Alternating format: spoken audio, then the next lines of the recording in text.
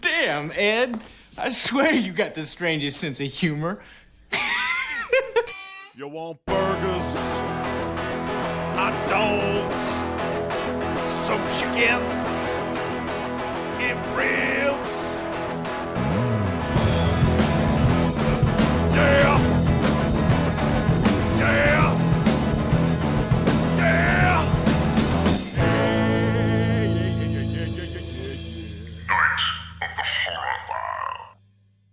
So you know how you said you loved me no matter what? Yeah. What's up? Well, I didn't cheat. So there's that. Okay, that's good. That's a plus. I didn't... what's another thing that would be really bad that would break us up? I don't know. Well, I have a dead body in the trunk. Can you help me get rid of it? Oh, yeah, of course. We've already said that. I'm helping you bury this dead body. I mean, come on. So you're not going to want to divorce me after that? No. Oh. Okay. The fuck? Oh, my God. I don't know. So with that weird intro. I'm a weird person, okay? It's very weird on this show. I just needed to know if you loved me that much. I did. I do. Oh. I mean, I say I did. Oh, you're going to be in the trunk too. Yeah, I'm going to be in the trunk too. But so we're getting kind of morbid as a good start for this month because it's, I don't know, what are we calling this? Like serial killer month, true crime month, whatever month. It is a good time to be a fan of our show because we're about to get some tasteless humor in here. Nice. It's going to be terrible, and I hope we don't get sued. but maybe we will. Who knows? Whatever. It's all part of the fun. Welcome to Night of the Horror File, a horror movie podcast where typically I take a horror movie and have my wife watch it, and she gives us a little reading. We go back and forth, and I drop some useless knowledge. But, you're going in the trunk. Oh, shit. But you did not say your beautiful wife. You just said your wife. Oh. No. Oh, no, she's beautiful. It's too late now. Okay, now I'm going to get killed. See, lots of murder today because this week we're talking serial killers. It's a great time. We're going to have a good time. Well, people usually don't have a good time with serial killers, but we are because we're blurring the lines between reality and fiction on our show this time because we're talking movies based on serial killers for this whole month of March. Now, today's episode, just kind of casually getting into it, kind of a little preamble, get us all worked up and going into the true crime aurora. Let me ask you, because I mean, I know the answer, but our listeners might not know the answer. What do you like about true crime? What is it? What's the whole thing? Because Brittany actually will fall asleep to murder docs all the time. All the time. I think it's I almost said comfort. That's not the word I should be using. That's not the word the listeners probably want you to use. I guess it's not comfortable knowing that this was true. But for me, it's knowing that it really happened. How is that good? I have no idea. I think what I like about it is because we, as a horror fan, I surround myself in all this fictional stuff, Mm-hmm. And then when you see like true crime docs and like all this stuff on these serial killers and stuff like that, you really learn that like it's not all that far off, Right. Like a lot of these movies and stuff are rooted in a real story. Right. I think that's what a lot of people fail to acknowledge. Even the crazy movies are kind of somewhat rooted in something real. And I really like... This is going to be fucked up. Let me just say the most fucked up line I'm ever going to say in my life. Okay. Well, maybe. I don't know. They've lived my dream. Oh, God. To just rage and not give a fuck that they fucking raged. I'm going to get like tackled to the ground by the FBI tomorrow. Oh, God. I didn't say I did it. I'm just idolizing that they got to do it. I mean, I could do that, but well, like, I don't want to. FBI, no. No, FBI, if you're listening, and they probably are. I'm too pretty to go to jail. Man, this would be a fun job for our FBI agents listening to our podcast. I feel like they'd have a good time. I don't know if good time would be I don't know in their vernacular for this. I know I barely blocked the camera on my laptop, and so the amount of masturbation the FBI is seeing is probably outstanding. But I don't think they need the camera to do that. That's true. But let's get into it. So somehow over the past 10 years, the world caught up with my and your odd interest in the macabre and true crime. In fact, true crime is now a multi-million-dollar business. I mean, fuck yeah. Yeah, just ask Netflix. I think that's what all their stuff is now. Well, it better be. I know. That's the only thing I watch. Their other programming sucks ass. Netflix, get on the horror. I mean, all you do is drop a stupid horror movie and then say it was so scary people had to turn it off.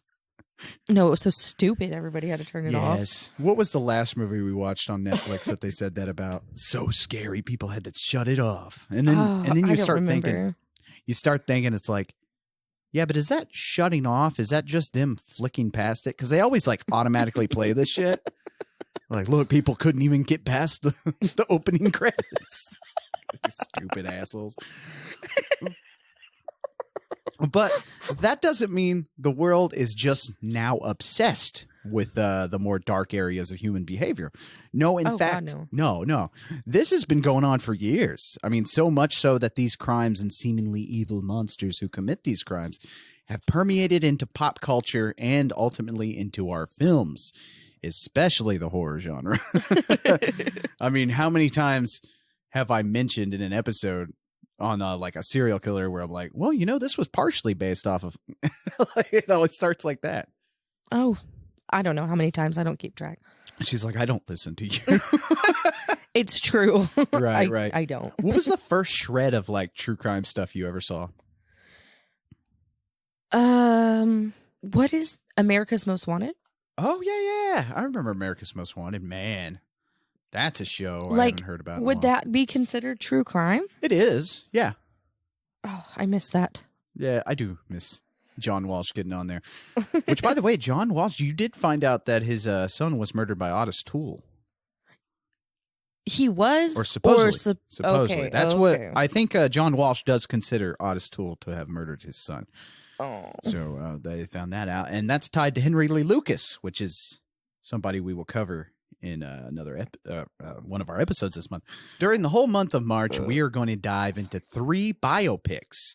Well, sort of biopics, loose biopics, that also double as horror movies. But first, today, on this episode, we're going to talk about the fictional horror and cultural impact that was left by some of the most famous serial killers known to man. So, let's go way back to 1957. Oh. We're in Plainsfield, Wisconsin, November 15th to be exact. It's morning, and hardware store owner Bernice Warden has disappeared. Why am I so cheery? We really need to get somebody to read this with, like, who can narrate, you know?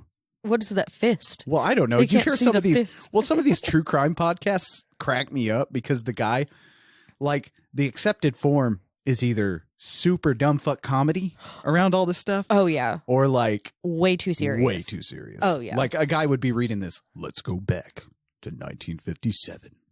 We're in Plainsfield, Wisconsin, November 15th. It's morning.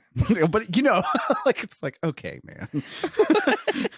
But hardware store, I obviously I go for the dumb fuck comedy ones, and I think you're more of the serious, or are you kind of in a gray area with your true crime podcast? No, the funny. The funny, yeah. I you know, I don't need to be depressed while I'm working. Like, right. Get me to laugh a little bit because it's already pretty depressing as it is. I mean, a bunch of people are getting murdered. Right. That's kind of sad. Well, Bernice Warden has disappeared. One Plainsfield resident reported seeing the hardware store's truck being driven out the back of the store around 9:30. Now, Deputy Sheriff Frank Warden, who is also Bernice's son, entered the store around 5 p.m. to find bloodstains on the floor and the cash register open. Frank knew that local oddball Eddie Gaine had been in the store the previous night, saying he'd be in the next morning to get some antifreeze. Of course, they found the sales receipt written by Bernice Warden and set out to talk to Ed Gein on his family farm. Now, what do you think a trip out to Ed Gein's family farm holds for you? You just, well, welcome to Wisconsin. A lot of dead plants. A lot of dead animals. You know what's funny? I don't know. Is they always said Ed Gein had a really sick sense of humor. Oh, yeah. I've said it before that Ed Gein, I swear to God, Ed Gein and me would have been friends when I was little. Because the story goes that he related more toward kids than he did adults. And not in the diddly manner, he wasn't diddling anybody. But I was just about to say, he may have diddled you. We talked about this. Canadian gay man. We talked about this. We took a trip up. I'm sorry, tangent, everybody. Yes. We took a trip up to Canada when I was very young. I think 11. I don't know. I was wasn't a little there. kid. Not little, but not little by any means. Our family. We're going to Canada. I'm gonna get some milkshake. Wonder what kind of food they got in Canada. They got good food in Canada? Mm-hmm. So anyway, we took a trip to Canada and to see my grandmother's online interest, who was just her friend. And then we get there and he's living with a younger guy and stuff. And it's obviously this guy. He's gay. I mean, it's fine. Right. Nothing wrong with it. But he was quite creepy towards me and wanted me to fly back on my own the next time. And spend some time with him. Spend some time with me. Well, when your mom was telling me about it, she was like, I had Thumper. She calls you Thumper. You know that, but the listeners might not know that. She's like, I had Thumper getting him set up in our room to stay in our room. And this guy was like, no, I made him a bed all to himself. And yeah, I bet you did. It has a trap door underneath it. That's what so the diddle hand can come up. But so Ed Gein and me would have been great friends because he was always doing magic tricks for the kids. In his house, he had severed heads. He called shrunken heads to him, but he had shrunken heads, fucking bone bowls. He had a fucking collection of detective comics. He loved detective comics and stories about shrunken heads and crime and all that kind of stuff. He would have been the coolest motherfucker on the block. Sans the murder and stuff. But so anyway, let's get back to our grave robbing. Yes, the grave robbing. I don't know. That probably would have been cool to me too. You need help, Eddie? Go out there and help you rob some graves. Just make me a milkshake. I was about to say. Do you have pie? Well, I got another milkshake for you if you want to come help me with this grave. You just hold the crowbar. Oh, shit. Anyway, back to our story. So there in Ed Gein's family farm, they would find the most disturbing scene any of the officers had ever seen or would see again. First, a Washora County Sheriff's deputy found Bernice Warden's decapitated body in the shed, hung upside down by her ankles. In fact, pieces of wood were driven between the bone and the tendons to hold her to this hoist thing. She was, quote, dressed out like a deer. So basically, he had gutted her and dressed her out, yeah. In the main house, authorities found something that would shake an entire nation even further into horror. Here are just some of Ed Gein's morbid collection. Whole human bone fragments. A wastebasket made of human skin. Human skin-covered chairs. Skulls on bedposts. Female skulls made into cereal bowls. I guess, I don't know. He said... Ed Gein said the hardest part about those was because he couldn't get the bottoms quite right, so they would just kind of tip over and stuff. And I'm like, oh. You're sad for him? I am sad for him. I mean, if only he had somebody there to show him how to level them and stuff like that, he really could have made something with this. But anyway, so a corset or vest made from a female dubbed the mammary vest because, of course, it had breasts that Ed would wear around the house. Masks made from human faces. 9 vulvas. Yes, I said vulvas. 9? 9. Specifically 9? A weird number, huh? Not 7. Not 8. But 9. But 9 vulvas. Why was 6 afraid of 7? Because 7, 8, 9. Yeah. I'm making. Didn't know what to say. 9 vulvas in a shoebox. Anyway, so my Ed Gaine impersonation sounds really fucking weird. I'm pretty sure he just had like a country accent. Well, he had a Wisconsin accent, but I can't really do a Wisconsin accent, so I'm just going with some kind of weird, creepy dude down the street. And what is that? Some Charles Bronson in there? Are you a creepy dude down the street? Yes. Don't go near Lee's house. So anyway, even if he has milkshakes. And one of those vulvas was fresh with a bow tied to the pubic hair. So he dressed it up a little. This is highly inappropriate. Why am I joking? That's not a joke, though. There was a bow tied to. Could you imagine being the cop on the scene? Like, well, what's in this shoebox here? Pull it out. Okay. Oh, those are vaginas. Yeah, fellas, we got some vaginas over here. Now, that's a Wisconsin accent. I think I tackled that one pretty well. I got some vaginas. Oh, God, there's a head. Jesus Christ, this would have been terrible. A nipple belt. He had a belt made of nipples. Nice. So, like, did he use the nipples as, like, I don't know. I want like to know clamps? the hooking situation. Yeah, I want to know the hooking situation. You know, it's been said that he had these window shades where he had lips, like female lips, not vagina lips, but like actual lips placed on the shades. So when the shades would come together, the lips would rejoin. So, you know, little... I don't know. He's like the crypt. It's like if the crypt keeper had sex with Martha Stewart. This would be their offspring, you know? Now, Eddie, you want to use a coarse string when you're sewing the pussies together, okay? Let me show you. Oh my Improvise. So anyway, the nipple belt. You know, you got the skulls. And a partridge in a pear tree.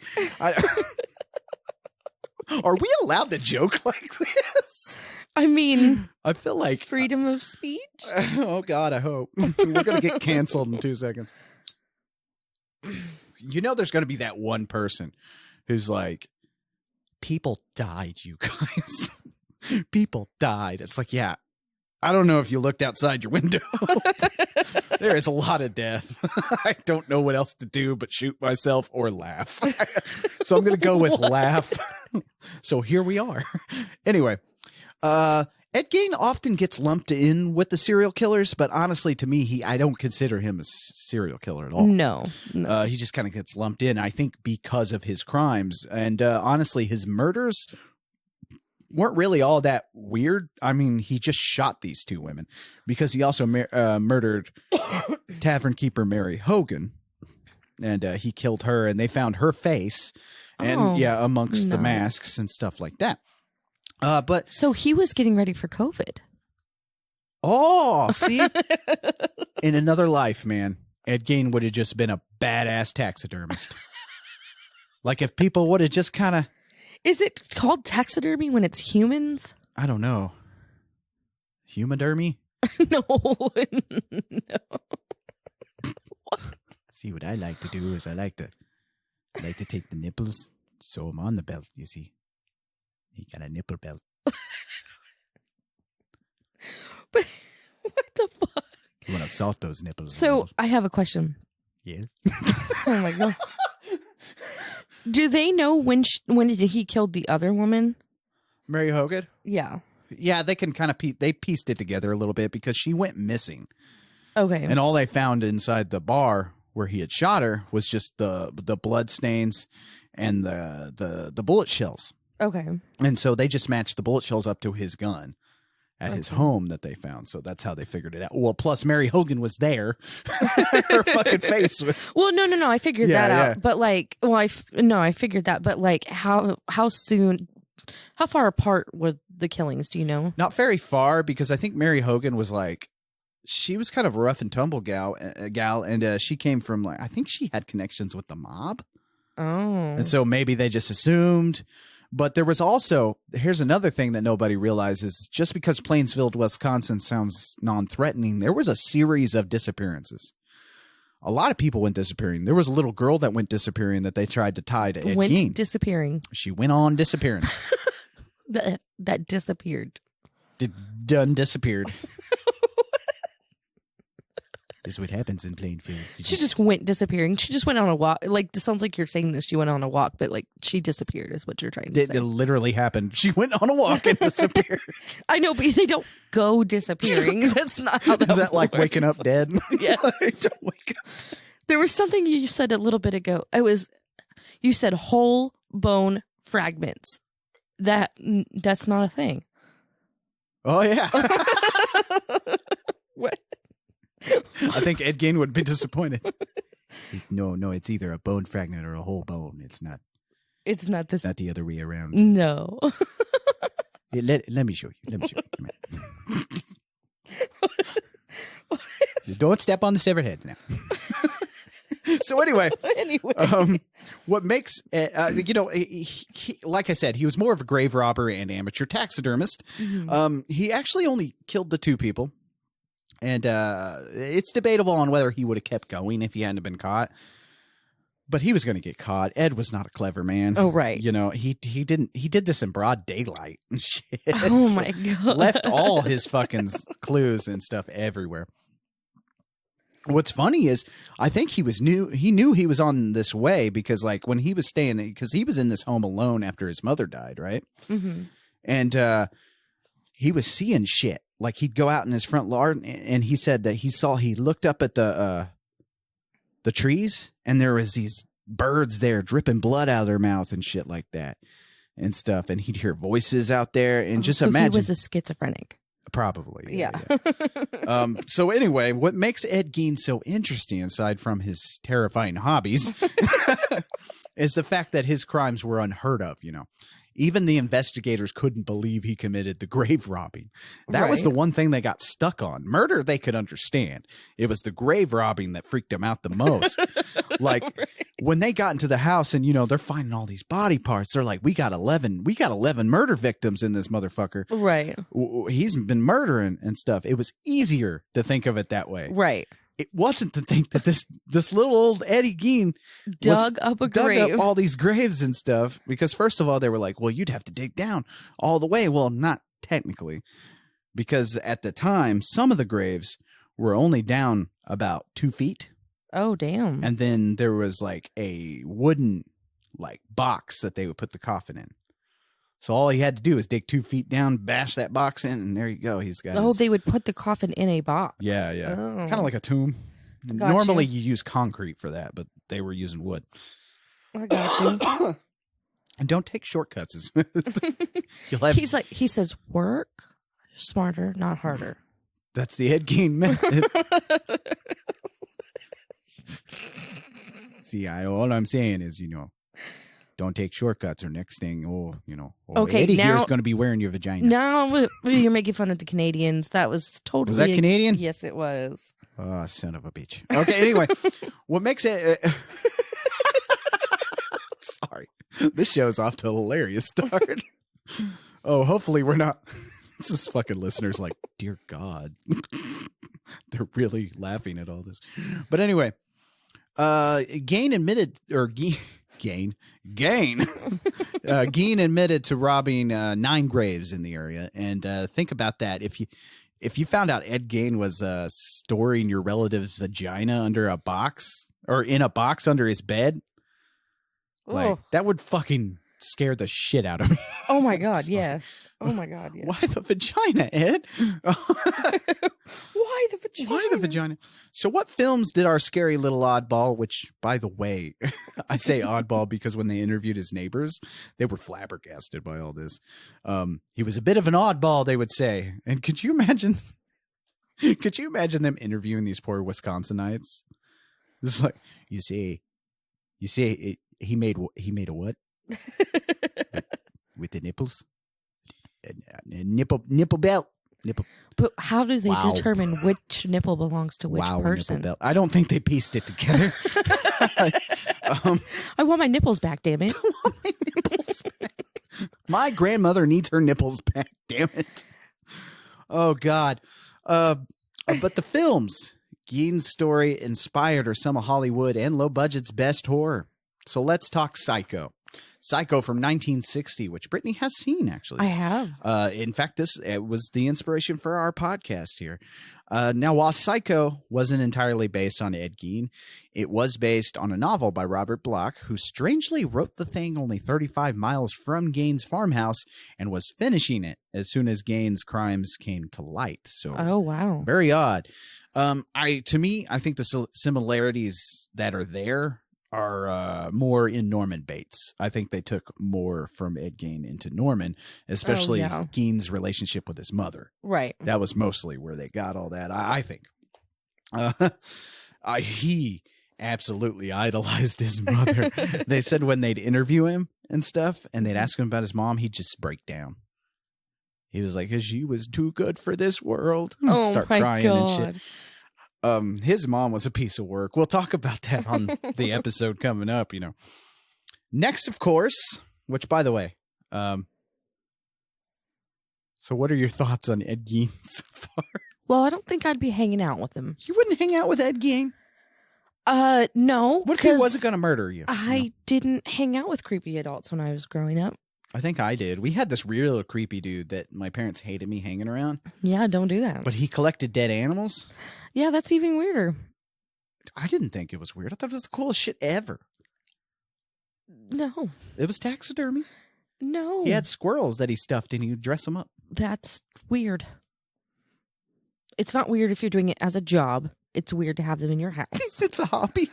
So it'd be weird for me to taxidermy animals. Yeah, you're not doing that. Nope. Nope. No, sir. Oh, God. Next, of course, we would be terribly flawed if we didn't mention the Texas Chainsaw Massacre. Of course, we had to get to this. The tale of a family of cannibals who terrorize outsiders in their own farmhouse. When the film dropped in 1974, it changed horror forever, and although the story in the film doesn't resemble Ed at all, the horror icon Leatherface does in some way. Okay, see, Leatherface, he dresses up in people's skin, mostly women. And Ed Gein also had that fascination as well. Right. But he didn't dress in women's clothing. He had to get the feeling of being a woman. He dressed in their skin. He had a complete face, the memory vest. Supposedly he had pants made out of human leg skin. Wow. I'm telling you, the man was resourceful. I don't know how he constructed this. I really wish someone was as morbid as I was and just sat down and asked him how he did it. I'm sure they did, though. I mean, they did with the mask because they're like, well, how would you attach the mask to him? He's like, well, with some cord. I mean, just like a mask. Put the cord and it's just a mask. How do you wear a mask? That's a stupid question. Why didn't you ask me how I got the skin off? Oh my God. Ask me my methods. See, you're asking all the wrong questions. I mean, he wasn't going to give them more than they asked, though. That's true. There was a story where they were they're interrogating him and stuff, and he, he wasn't eating anything. His main food in this fucking farmhouse when he was living by himself for the longest time was cans of pork and beans. That's all he ate. Ugh. Could you imagine the smell, the dead bodies, and the pork and bean farts that Ed Gein's flying around with? Oh my God. Plus, he's fucking crazy. So he's just sitting there like, well, there's another ghost. Another ghost. Oh, yeah, I'm hearing things again. Are the birds back? Yes, mother. Ew, can you not make the noises? That was a juicy one, too. I'm sorry, everybody. But what is happening? Oh, shit, I'm hearing shit. What is happening? Sorry, I can't breathe. Oh, my God. Okay, so okay. What was I talking about? Sorry. Ed Gein's farts. Oh, but both Leatherface and Gein had face masks made from human skins and decorated their homes with bones and shit, and even took their part in grave robbing. I mean, we see in the beginning of the Texas Chainsaw Massacre, they've been grave robbing up a storm. That's how that movie begins. It's funny how like Ed Gein started out as just this odd person doing this really terrible shit in his farmhouse, right? And it's almost like he influences even more terrifying things to come. It just builds upon itself. It's really cool. It's cool how that happens. Because the Texas Chainsaw Massacre used the tagline, you know, based on a real story. Oh, of course. Of course, to sell the movie. Mm-hmm. And so now you have people coming up with all sorts of shit. Like Ed Gein was in Texas. It's like, no, Ed Gein wouldn't have known what to do in Texas. It would have been terrible at it. He would not have gotten away with shooting anybody. No. Just like in public, I mean. Yeah, I'm going to shoot you now. I don't know why I keep doing the voice. So anyway, then in 1991, we got Silence of the Lambs. In that film, a serial killer known as Buffalo Bill is murdering women in order to construct suits to wear to be more of a woman. Of course, Ted Bundy, Gary Heidnik, and Ed Kemper were also inspirations for that character. So he's more of a culmination of a lot of serial killers. Yeah. But the flesh suit was a direct nod to Ed Gein. So the flesh suit. The flesh suit. What is it about the word flesh that just gets me? You'll hear people refer to like meat as flesh. Like when they're talking about cooking meat, like you want to sear the flesh there. It's like, oh God, just call it meat, please. I don't want to know that it was living. Wait a second. What? Do you think he was fucking the vaginas? No. In fact, they asked him. That. No, they asked him. You know, did you have sex with the dead bodies or the severed body parts? And he was like, no, his smell was just way too bad. Okay, but it was. That's his but quote. Can we trust somebody that has dug up a grave for some odd fucking reason? I kind of do. Why are you in love with this truth. guy? I don't know. I don't. He's such a fascinating person in American history. And he was white, so that kind of tells you something. Anyway, moving on. Of course. I'll leave Brittany You've pondering dumbfounded me. Of course, Deranged from 1974 is a more, it's a more dead-on take on Ed Gein's true story. It's more of a slasher comedy, though. It takes its liberties, but it's no mystery that Ed Gein probably gave birth to the modern slasher. You could probably credit slasher movies to Ed Gein's story, I think. He's the granddaddy of gore, honestly. Like he gave us all this shit, people. And we might not have some of our more frightening horror villains without him. Here's a film, though, I'd like listeners to seek out that not many talk about, but it's very good. Child of God, directed by James Franco. James Franco. While it's based on a book inspired by crimes in Tennessee, the main character in that film shares a lot of similarities with Ed Gein and even hangs up some bodies in the same way. It's a very good movie. Oh. Yeah, you should check that out. Nice. Now, one thing we should clear up, I'm going to clear up right now, is Ed Gein was not a cannibal. People get that confused. I was just about to ask you. Yeah, that. and there was a lot of rumors going around, especially with the press just leaking random shit. Yeah. Because there was a heart found in a bag on the floor next to the oven. Well, through a sick game of telephone, through the fucking journalists and stuff, it got out that heart was found on a skillet on the oven. Okay. Yeah.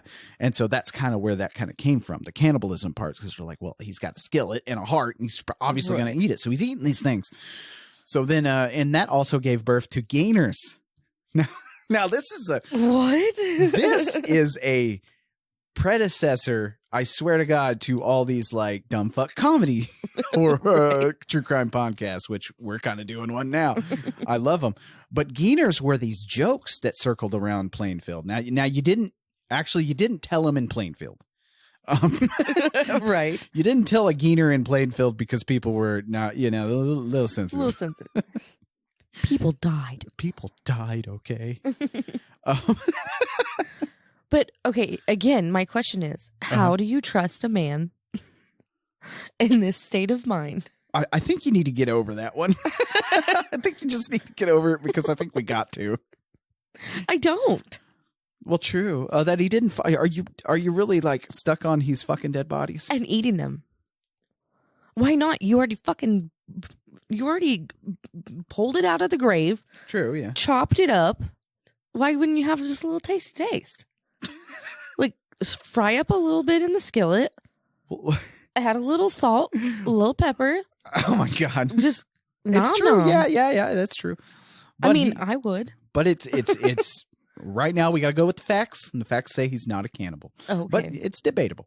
Okay. In fact, there was a story that this one lady in Plainsfield said that old Eddie brought over some venison steaks one time. Oh, And they had okay. those So and had some good woman venison thighs. steaks. Okay. And she told the investigators about it, and they asked Ed about it, and he was like, "Oh, I never shot a deer in my life." Just two humans. It's like, oh shit. So who knows? It's debatable. So let me read a couple of Gainers for us right now to kind of get the feel of what these were that were circling around. And I think these were kind of told to kind of process stuff.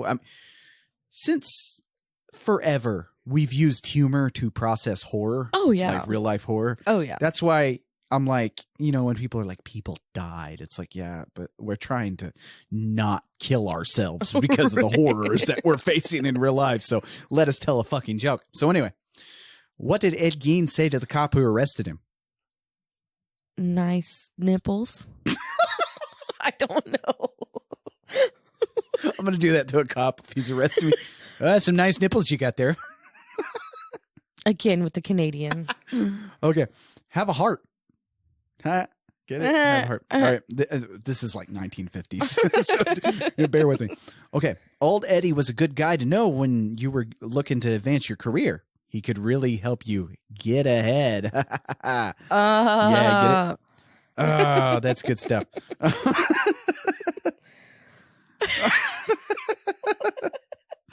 Okay, now let me read this one. And this isn't a Gainer, but this is something that somebody wrote up on the internet. And it's called A Visit from Old Ed. All right, sit back, everybody. I'm going to read you a tale. 'Twas the night before Christmas, when all through the shed, all the creatures were stirring, even old Ed. The bodies were hung from the rafters above, while Eddie was searching for another new love. He went to Watoma for a Plainsfield deal, looking for love and also a meal. When what to his hungry eyes should appear but old Mary Hogan in her new red brassiere. Oh. Her cheeks were like roses when kissed by the sun, and she let out a scream at the sight of Ed's gun. Old Ed pulled the trigger, and Mary... Sorry, I'm trying not to laugh. And Mary fell dead. He took his old axe and cut off her head. He then took his hacksaw and cut her in two. One half for hamburger, the other for stew. And laying a hand aside of her heel, up to the rafter went his next meal. He sprang to his truck. To the graveyard he flew. The hours were short, and much work he must do. He looked for a grave where the fattest one laid. Well, that's just mean. And started digging with a shovel and a spade. Now you're just sucking at your rhymes. He shoveled and shoveled some more, till finally he reached the old coffin door. He took out a crowbar and pried open the box. He was not only clever, but sly as a fox. As he picked up the body and cut off her head, he could tell by the smell the old girl was dead. He filled in the grave by the moonlight above, and once more old Ed had found a new love. So that's... See, he was fucking them. He's fucking them and eating them. Fucking them and eating them. I mean, it's, the proof is in the pudding right there, okay? Oh, God, don't say pudding when you're talking about fucking dead bodies. Oh, I'm sure there's lots of juices. And... Oh, God. So anyway, so like I said, we got to look at the facts, and the facts say that Ed wasn't a cannibal, but the same cannot be said for our next real-life boogeyman. Jeffrey Dahmer. So we're staying in Wisconsin for a bit, but we're going to head over to Milwaukee, where a chocolate factory worker is receiving a visit from the police on July 22nd, 1991. Now, Jeffrey had approached three men with an offer of $100 to come back to his place and pose for some nude photos. Hell yeah. It was the early 90s, and people weren't as smart, I guess. And honestly, when you think about it, $100, you could probably have gotten me to show you my butthole right there on the street. Where's my $100? I want $100. So one of the three men's 32-year-old Tracy Edwards had agreed to come back to the apartment. Upon entering, Edwards noticed a very foul odor and several boxes of hydrochloric acid on the floor. Oh, shit. Dahmer claimed he was using this to clean bricks. Why? Why are you cleaning bricks, Jeff? Like what? In your apartment? What's that about, my friend? I think that would have been my first red flag. Right, Like, I used the hydrochloric acid to clean bricks. Don't worry about it. Why is it smelling here, Jeff? Tacos. What? Tacos? I burnt the shells. You've burned taco shells before. It's Lots true, of time. and they smell like Lots shit of when you burn them. Jeffrey Dahmer. There's so many jokes about Jeffrey Dahmer, and I will read those. Those are even funnier. Because Jeffrey Dahmer, he is so ingrained in our pop culture because he's probably the most known, like, and the most studied because of how late it happened. You know, because 1990s, that's when all this happened. Oh yeah. So much more forensics and stuff like that. So anyway, after Edward struggled with Jeffrey, who at this time brandished a knife and said he was going to eat Edward's heart, Edwards escaped and flagged down 2 Milwaukee police officers. Upon investigating the apartment, the horrors were immediately revealed. So what we're going to do now is we're going to go a tour of apartment 213. Dahmer's dwelling. It's kind of like a weird episode of Cribs is what we're about to do. Oh, shit. Yeah. So, I got a dick and balls right here. That's what I use. I got a 7 dick and balls. Oh, God. I'm going to hell. So anyway, in the kitchen refrigerator contained a head facing upward from a cardboard box. Boy, that escalated quickly. On the bottom shelf were some blood drippings and, strangest of all, mayo and mustard. Why is that strange? Well, I guess Dahmer wasn't a ketchup man. You think there's some ketchup? Maybe he ate all the ketchup when he was eating people. Oh, that's true. White people love ketchup on their meat. That is fucking true. You're right. You gotta put some hot sauce on that leg meat, you know? So anyway, the freezer contained 3 plastic bags, 2 contained human hearts, and 1 had a portion of muscle. A floor freezer to the side contained additional heads and a bag containing a human torso. And 1 bag of internal organs, I guess for stew meat. Is that what we're going for? Probably. Yeah. Anyway. Yeah. Oh, God. Next, let's check out the hallway closet. So come with me, if you will. We have some formaldehyde, ether, of course. and chloroform. That's a big one. Well, he actually used this to preserve various body parts. Oh, perfect. Dahmer did try using the ether on his victims, but he found sleeping pills more effective. You know? Oh, yeah. Now we have 2 bleached skulls in an aluminum kettle containing 2 hands and a preserved dick and balls. Now let's go to the bedroom, huh? All right, lots of good stuff here. We got some blood stains on the wall, some blood stains on the bed and the pillows, with blood. Just blood everywhere. Polaroid camera that Jeffrey would take pics of his victims, which those photos were found in the top drawer of a filing cabinet, I believe. And he had tons of photos of his victims in many poses, even after death. So he had before and after photos. I mean, you got to have spank bank material. Man, it's a good thing Instagram didn't exist back there. You know, taking food pics would have been a whole different thing to Jeffrey Dahmer. He's sitting there lighting somebody's like dick and balls. Lighting it? Eating raw tonight. Click. Oh, so shit, we're getting canceled for real. In fact, oh God, Dahmer would take part in necrophilia as well. Well, like, of that's course. one thing. Oh yeah, he's why gonna fuck not? the dead bodies, and he'd even masturbate into open chest cavities. So that's fun. Seems a little bloody. To each his own. I mean, maybe he drained the blood first, but I don't know. Oh God, Seems a little cold. Why does him having severed dicks not bother me as much as him jerking off into a chest cavity? I don't know. But it seems a little cold. Did he like microwave it first? Like one would do a grapefruit if they were fucking it or something. Exactly. That's disgusting. By the way, you guys stop fucking your fruits. Like, there are people starving. Anyway, all right, moving on. A metal filing filing cabinet containing 3 painted skulls. He would paint these skulls so if somebody had seen them, they might think they were fake, even though, hey, Jeffrey, you got a dick and balls in the closet and you got heads in the fridge. I don't think anybody at the first place they're going to look as in your filing cabinet. Oh, hey guys, these are fake. It's okay. We can go home.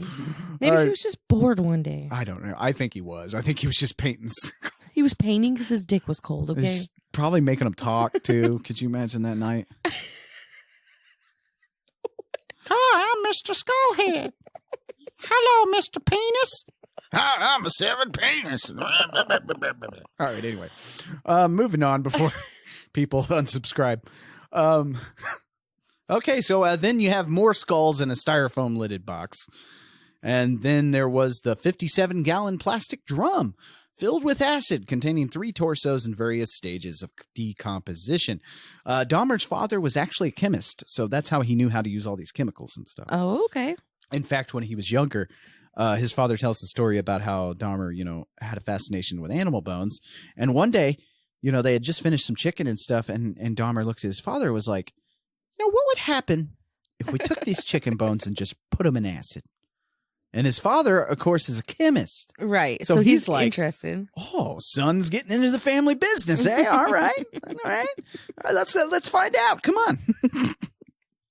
So anyway, then, of course, throughout the place, we have bleach jugs, a drill Dahmer would use to drill into his victims' heads in order to create sex zombies, as he called them, by injecting acid into their brains while they were still alive. That's fucked up, but sex zombies sound cool. I don't know. Again, Dahmer was another person. Like, if you sans the murder and shit, I think I could have hung with Dahmer because he loved Black Sabbath and he loved drinking beer. Sabbath and beer. As long as you're not getting in your brain. I wasn't Dahmer's type.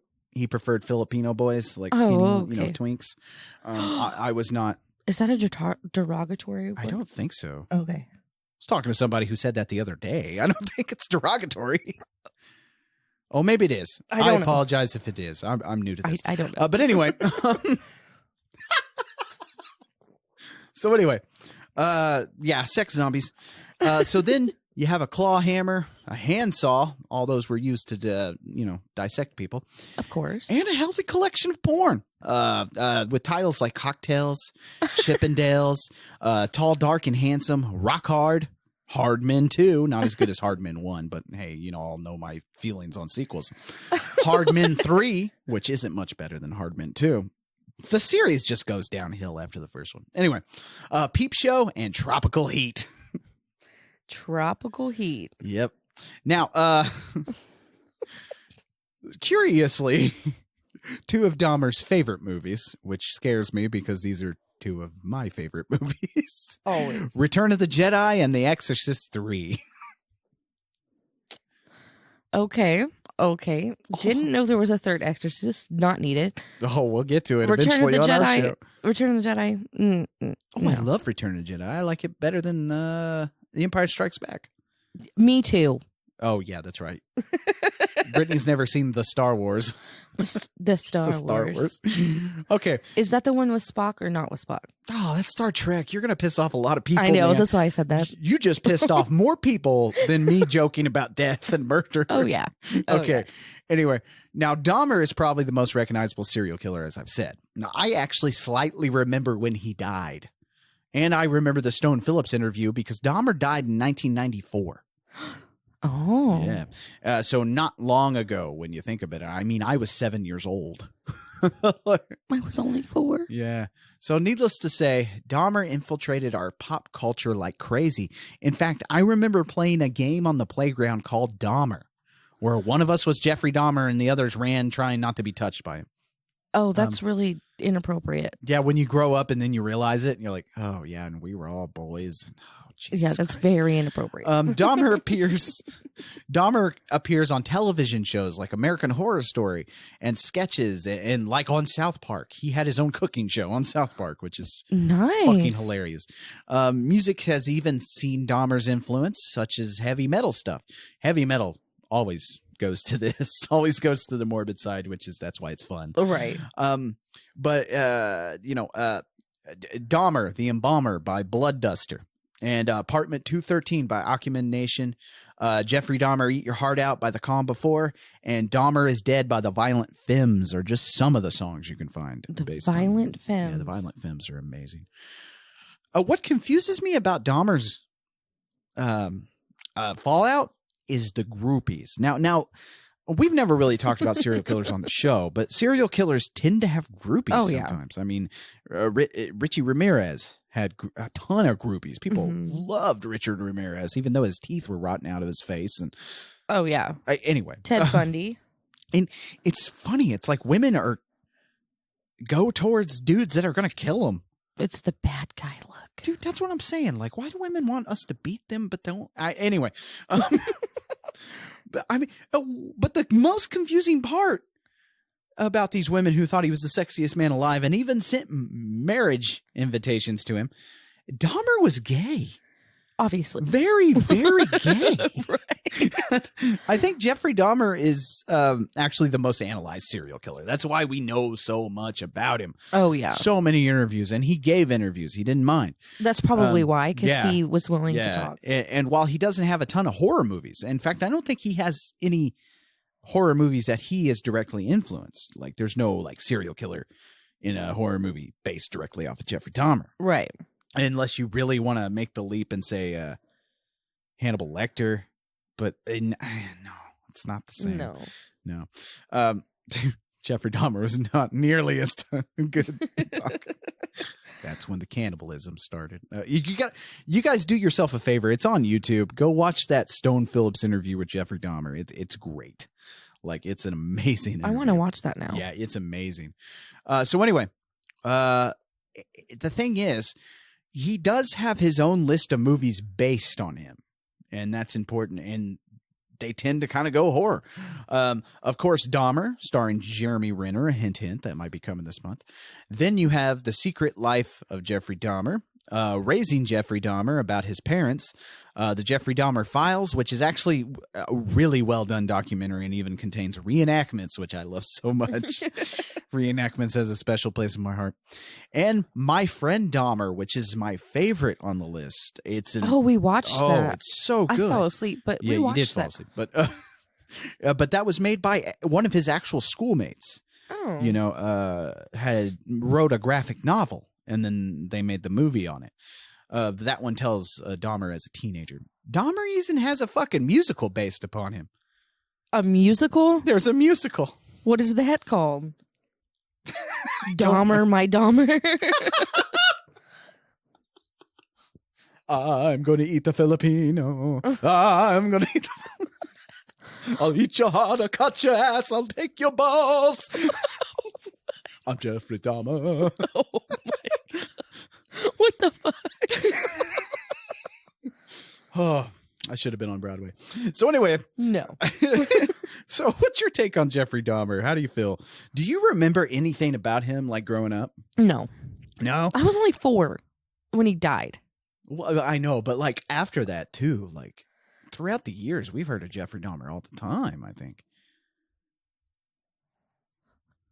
No, I don't remember. No? Mm-mm. Oh, shit. So he's not only has Brittany not seen anything, but she claims to be a true crime fan.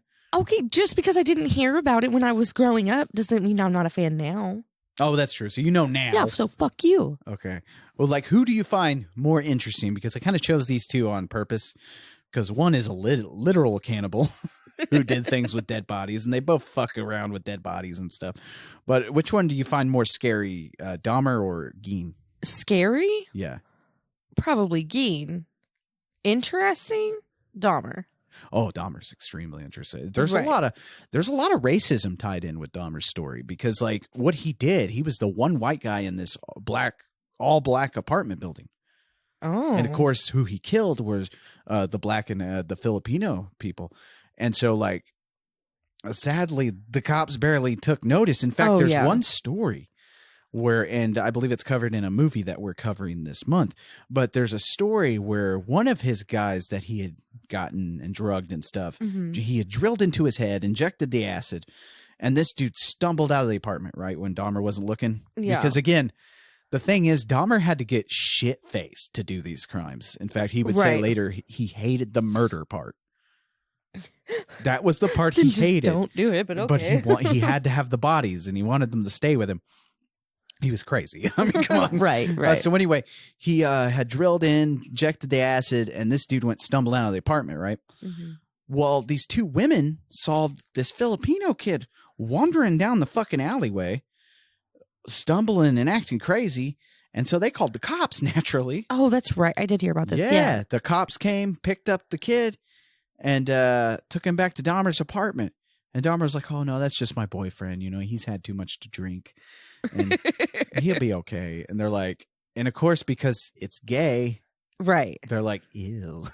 Ew, just take him. Ew, never mind. So anyway, they were like, hey, you guys gonna stop drinking tonight?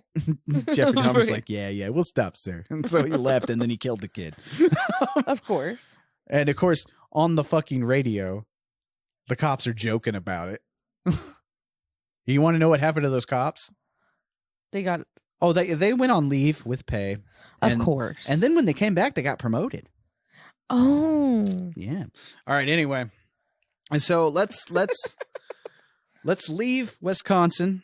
Finally. Because we've been there for some time. And let's hit the road with our next boogeyman, Ed Kemper. Not so much the road, but let's just get out of Wisconsin for a little bit. Now, Ed and Stanley is who we're about to talk about. Stanley Steers. Now, okay. Ed and Stanley Steers aren't a subject of any of our episodes this month, but I thought it was kind of important to mention them and kind of talk about them a little bit because I feel like they kind of impacted horror in their own way. I think. I mean, that's just me. I don't know who that is. Well, we're about to find out. Okay. Born to be a terror at the young age. Now, by the way, Ed Kemper, when he was committing murders, Ed Kemper's 7 foot tall. Holy shit. And he's a big old boy. Like my size, only shit. 7 foot fucking tall. Holy shit. So imagine that coming at you. And you can't hide very well. You shouldn't be a serial killer. Fucking scary. So born to be terror at a young age, Ed Kemper would decapitate his sister's dolls and even stalk his 2nd grade teacher with a bayonet. Oh. Yeah. His parents pretty much ignored him until his father left, and his mother then locked him in the basement out of fear he may kill his 2 sisters. Probably a legitimate fear due to the fact that they found the cat ripped apart in one of the closets. Oh my gosh. Yeah. Now, growing up, Kemper always wanted to be a police officer. He never could get on the force and stuff like that. For mental instability? I don't remember exactly the choice. He was kind of a bumblebutt is what they called him. A bumblebutt. That was the legitimate words that So Kemper used. He was like, I was just a bumblebutt. Because he was dumb.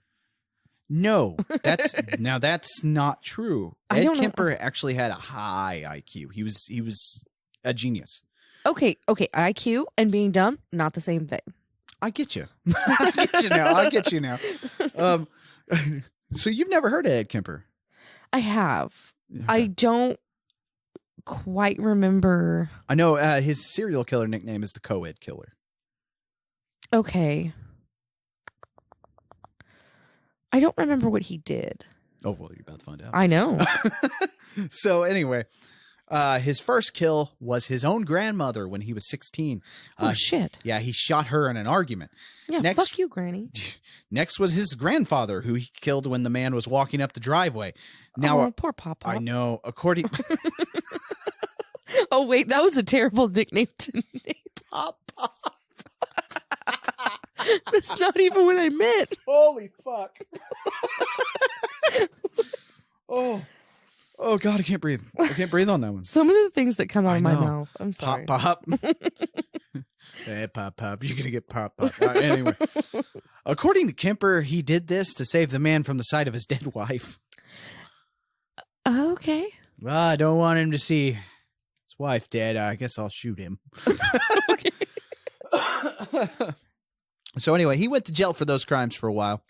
But he was released in 1969, and he started a killing spree of hitchhikers, murdering these women and committing necrophilia on them and then dismembering their bodies. Woohoo. Okay, yes, I remember that. And that is where we get the quote where he said, it's from Kemper. We get that quote where he's like, sometimes I see a pretty young girl, and I just want to take her out on a date.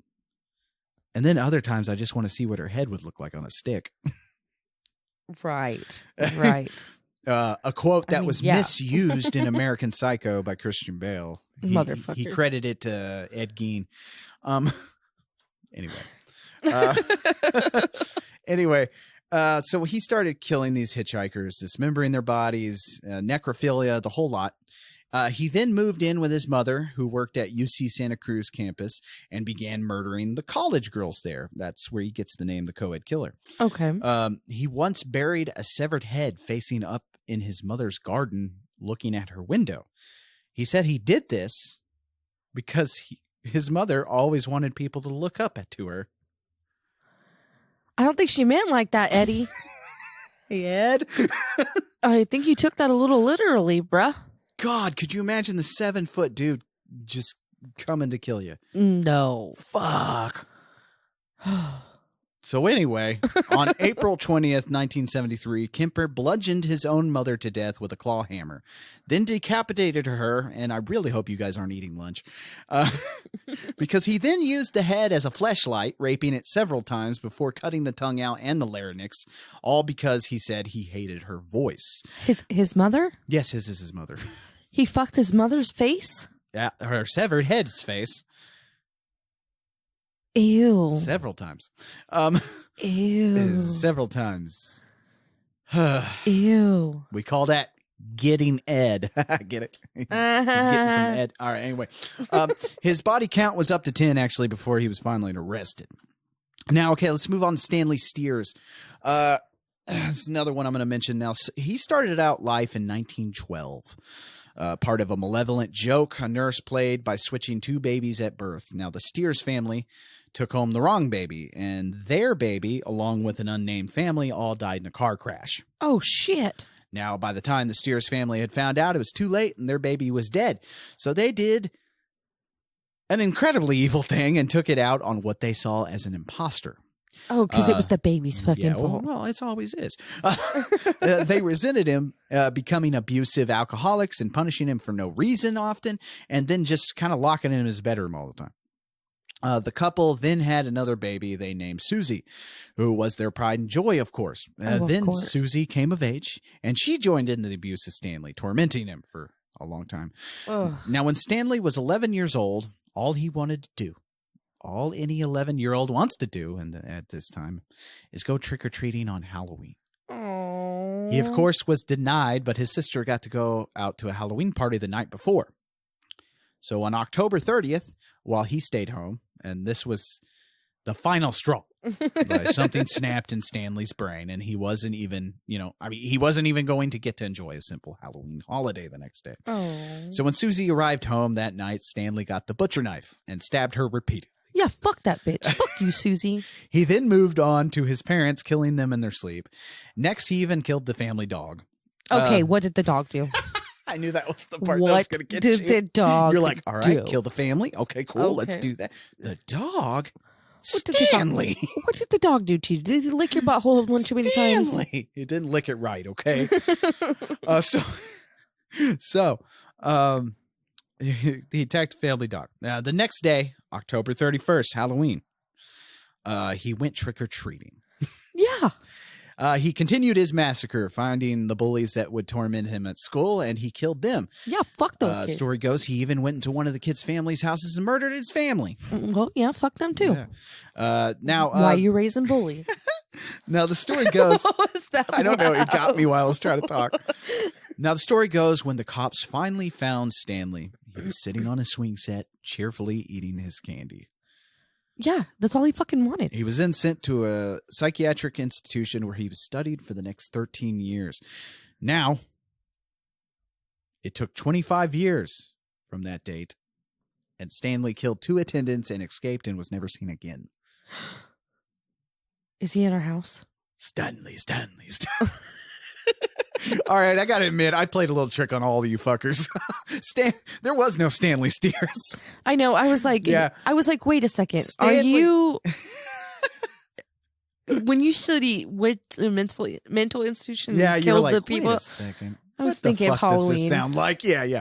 So Stanley Steers is an urban legend. It pops up time and time again when people want to connect things to Halloween, Right. the movie Halloween. Now, whether Ed Kemper or this story of Stanley Steers, I can't even find out where this story originated from, so I don't know how far it goes back. Whether any of that got to John Carpenter when he created Halloween, it's up in the air because John Carpenter never confirmed it.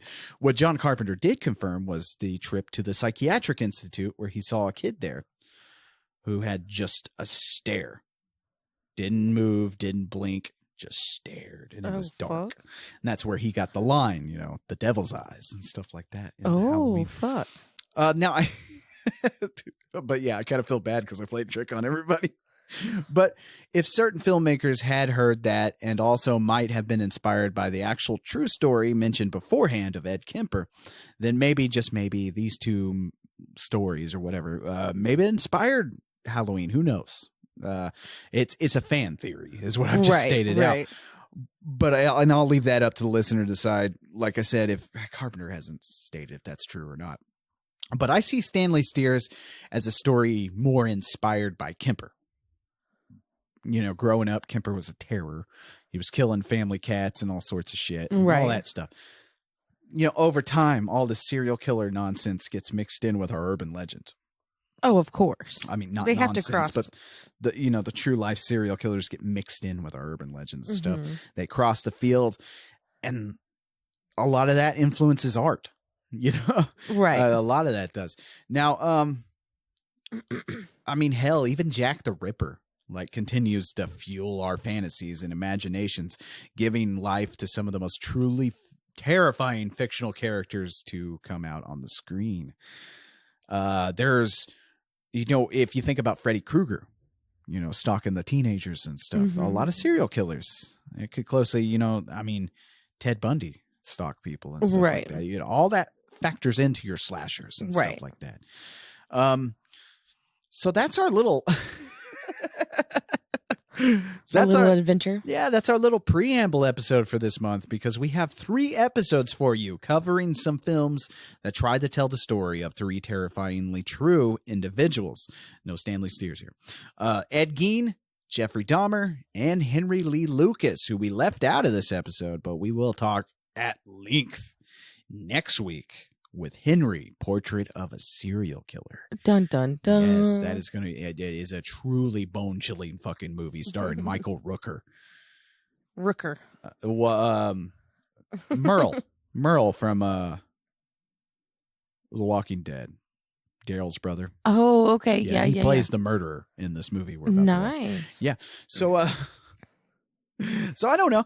I thought it'd be fun to do a true crime month and just base it off serial killers, because what's more appropriate in horror than serial killers? That's usually what inspires all our slasher movies. So, man, what did you think? Are you excited? I'm super excited. I'm very excited. Yeah? Because I don't know anything about Henry Lee Lucas. Well, I tried to pick 3 that you didn't know very well. Yeah. I'm obsessed with Dahmer and Gaine. Oh, yeah, you were listening to Gaine. Yeah.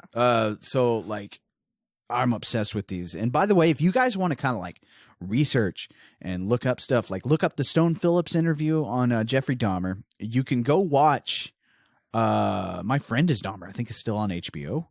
But you can also watch the Dahmer Files. If you can find that, that's a really good documentary to kind of brush yourself up on. Ed Gein, what you want to do, all you want to do, is go on Audible. I believe it's free right now. Just get Deviant, which is the Ed Gein story.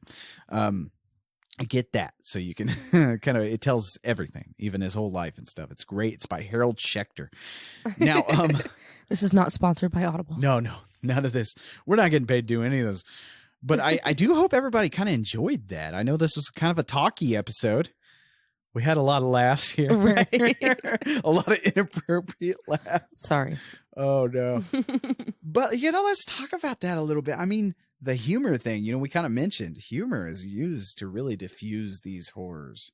Oh, A yeah. lot of the time. And I think it That's why kind of it's shields called comic us. relief. Yes. So next time you point out someone's inappropriate humor, just remember this is how humans Deal. cope. And if you don't cope that way, then I guess that's okay. Drugs are fine. Drugs are fine. I don't think we should tell people to do drugs. It's like, hey, everybody, do some drugs. No. What I'm saying is laugh about the darkness or do drugs. Yeah. Oh, and if you do drugs, just stick to marijuana and shrooms. I'm hearing that fucking what is Fentanyl? it? Fentanyl is in everything now. Oh, yeah. So don't do your cocaine. Don't do any of that shit. Just stick to weed for now. Oh, yeah. Anyway, I don't want anybody dying. Well, I don't either. Yeah. But anyway, that's our episode this week. And we, like I said, I hope we had some fun. I hope you enjoyed it. And if anybody can get me the original story of that Stanley Steers, because I did. It was a week-long rabbit hole of trying to find out where this fucking story came from, and I cannot find it. Oh, There is no original posting. And what's really funny is people keep attributing Stanley Steers to inspiring Michael Myers. And I'm like, well, maybe Ed Kemper to a point. Maybe. Right. But this urban legend that we don't even know what year it came out. Like, because they're talking Stanley Steers in 1912, and I'm like, that he was born in 1912, and I was like, wait, but if you match the times up, wouldn't he be 100 years old when he escaped? But anyway, right. But so DM me if you guys know anything more about that. I'm at a loss with that one. But anyway, we hope we sated your bloodlust this week with a little bit of true crime facts and knowledge and stuff like that. And oh, by the way, man, I don't know if I went into it, but these episodes are going to be way different. Are they? Than what they normally are. Yeah, our episodes this month are going to be way different. So what we're going to do with these movies, because I mean, I could really ramble on the facts of some of these, but the behind the scenes stuff is really plain and boring. Right. There's nothing really to them. Maybe Henry's Portrait of Serial Killer. That's got some cool stories to it. Right. But we're going to go more into the facts on these guys. I figured that's how we were going to do anyway. We're going to talk about the true story and compare it to the movie. And what we're going to do is we're going to figure out if that movie really captured who they were, their crimes, and if it's actually a good serial killer biopic. Because me and you have both mentioned many times that fucking, what is it? Increasingly shitty, shockingly poop. What is that fucking Ted Bundy movie that came out? With the dude. Yes. I don't know the name of it. Zac Efron? Yeah. Yeah, where it made him look like a rock star. Right. And we're going to be kind of like figuring that out. We're going to try to, and these, sad to say, these are the best out of the bunch. This is the best serial killer movie based on serial killers that I think are the best. So until next week, when we cover Henry Portrait of Serial Killer, I'm Lee Evans saying, stay spooky. And I'm Brittany. Stay horrific. And maybe lock your doors? I don't know. And don't let anybody drill into your head to put their dick in it. And maybe, just maybe, you got some super glue, you could cut your partner's nipples off. Maybe wait till they're asleep. Not my nipples. You could fashion a fine belt. Fashion a fine belt out of them. I think you need more than 2 nipples to make a belt. Well, okay, nobody asked you, okay? Okay, bye. Don't tell Eddie Gaine how to make a nipple belt. Bye. Thanks for listening. To get a hold of us and submit your stories, fan mail, and death threats, you can find us on Twitter, Instagram, Facebook, and nightofthehorrorfile.com. Our theme song was written and performed by John Brennan, used with permission. Find John at shopjb.bandcamp.com and at badtechno.com. If you like what you hear, leave a good review wherever you listen to podcasts, and share the show on your social media. See you next week.